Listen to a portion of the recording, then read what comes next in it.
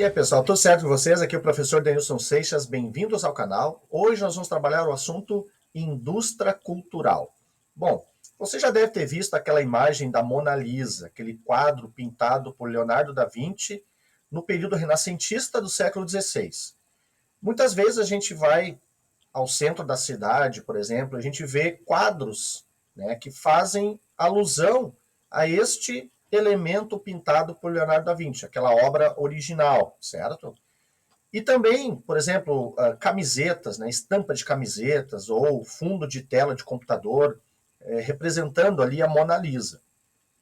E a gente pode se perguntar, de onde vem este modo de reprodução em larga escala deste elemento, ou de outros elementos também da arte, por exemplo? Isto foi trabalhado por dois autores alemães, chamado Theodor Adorno e Max Horkheimer, da chamada Escola de Frankfurt. E eles trabalharam justamente isso, dentro do conceito de indústria cultural. O que isso significa? Significa que eles escreveram um livro chamado A Dialética do Esclarecimento, e neste livro eles analisaram aquele princípio do iluminismo lá do século XVIII, né, o chamado século da razão, que lá no iluminismo se tinha a ideia de que com a chegada, né, o crescimento ali da razão, da ciência, o ser humano teria uma certa emancipação, controle, teria todo este aparato social onde ele teria um controle. O ser humano manipulando as coisas através da ciência, do progresso, do desenvolvimento, né? Lembrando que o século XVIII é aquele princípio, né, que a gente estudou na Revolução Francesa, né? Igualdade, liberdade, fraternidade. Então, seria o ser humano como protagonista e ele como, né, lidando com as rédeas, né, da sociedade, ele controlando tudo.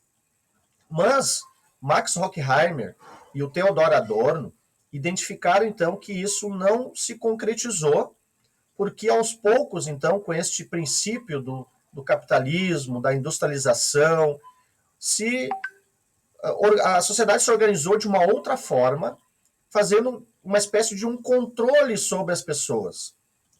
Como seria isso? O ser humano não teria essa emancipação e o ser humano seria controlado pela ideologia consumista, pela ideologia do capitalismo industrial, e o ser humano então seria tratado como um mero consumidor. E dentro desse princípio, a arte e outros elementos da sociedade, mas a arte especificamente falando, ela se torna também uma mercadoria, dentro do princípio da indústria cultural, dentro do princípio do consumo de massa.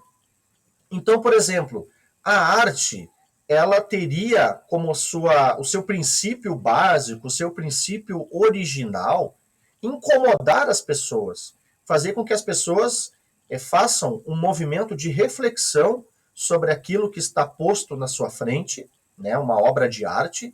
A pessoa, então, ficaria, de certa forma, incomodada com aquilo e faria, então, uma reflexão sobre a sociedade ou sobre a sua condição. Então, este é o princípio básico da arte, da obra de arte, né?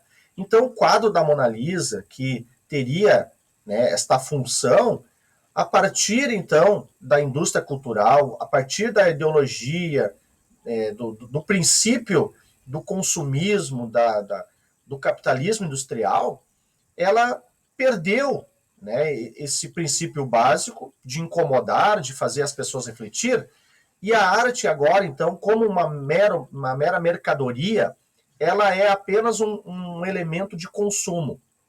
E isso, então, foi transferido para outros setores da sociedade, como, por exemplo, né, o teatro, o cinema, a música, os jornais, os meios de comunicação, tudo se torna um instrumento de consumo e um instrumento de controle das pessoas. Então, as pessoas estariam seriam controladas por esse princípio, por essa ideologia.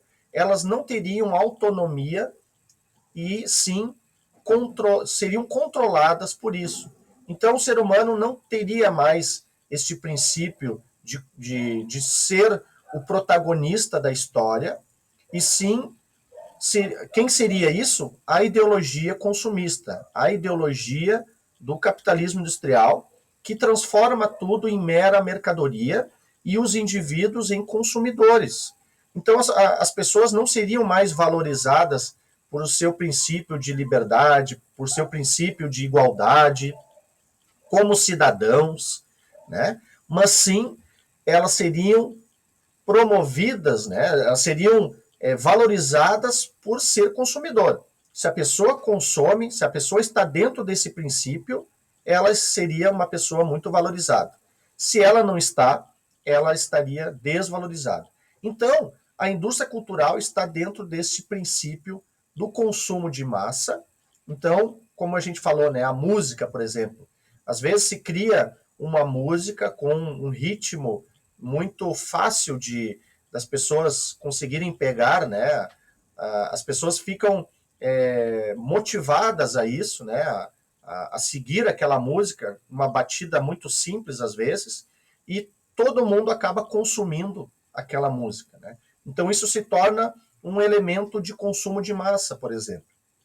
Então, o Theodor Adorno e o Max Horkheimer, eles escreveram um livro chamado Dialética do Esclarecimento, e eles abordaram, então, toda esta concepção, né, do que seria a cultura de massa, do que seria a indústria cultural e quais as consequências disso, né?